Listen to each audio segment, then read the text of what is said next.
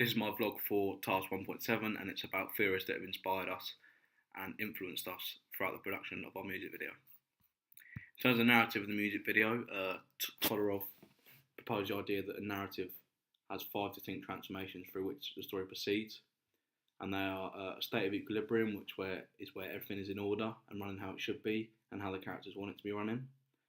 The second stage is a disruption known as a disequilibrium of the ordered state by an event, which is where something takes place where it ruins the original equilibrium.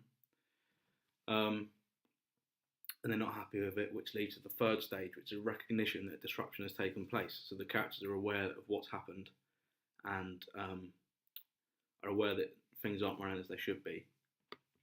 And then the fourth stage is an attempt to repair the damage of the disruption. So they come to the realization and then try and fix it. Which leads on to stage 5, which is a return of some kind of equilibrium, which is not how it originally was, but it's run into how the best it can be, and it's returned to its original stage in the best of its potential and possibility. Another theorist that has the potential to influence us through the perception of audience is Burton. He defines 3 ways in which an audience can be seen to be specific, and they are where they're defined by a particular product. So within our idea, the audience may be defined by a particular product of it being video games, or perhaps the particular genre of our music video, which would be hip hop. Second stage, where there's a specific audience for a type of media product, so a computer magazine reader, or perhaps a gamer, for example, for our idea.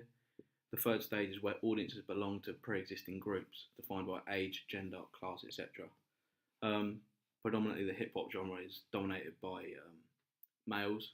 Obviously there are some females, but within the mainstream media and corporate music, it's predominantly males, which is where audience can pre-exist to belong.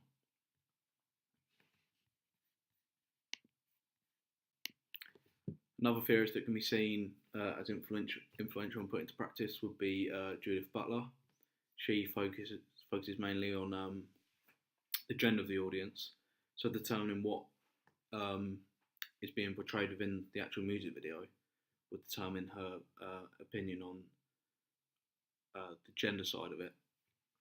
With our music video being mainly consisting of video games and the hip hop genre, which again are stereotypically associated with males playing predominantly video games, to be seen as that teenage boy sort of stereotype, and exactly the same with the genre of hip hop music.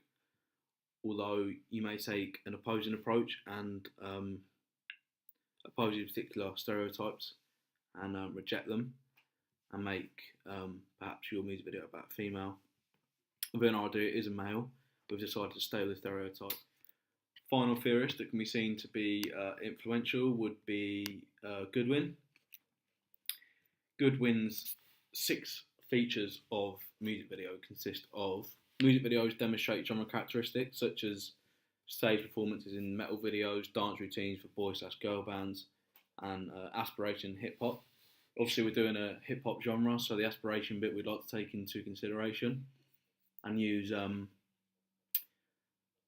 set ourselves goals and objectives within the music video to get across the genre characteristics within hip hop, such as aspiration.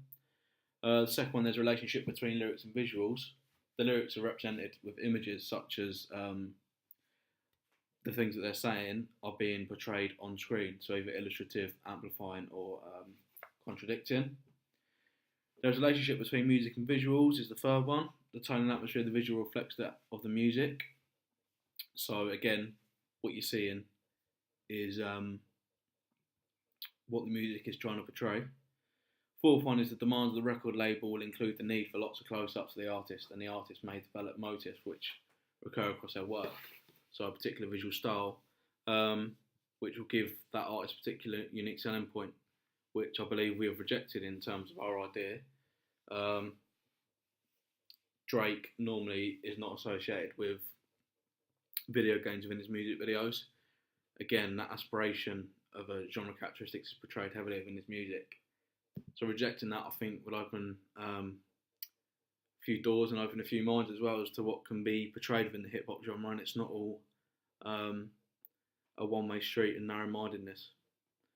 There's frequently referenced the notion of looking, screens within screens, mirrors, stages, etc., and particularly voyeuristic treatment of the female body. Obviously, it's a male body for our idea, so again, we've rejected that.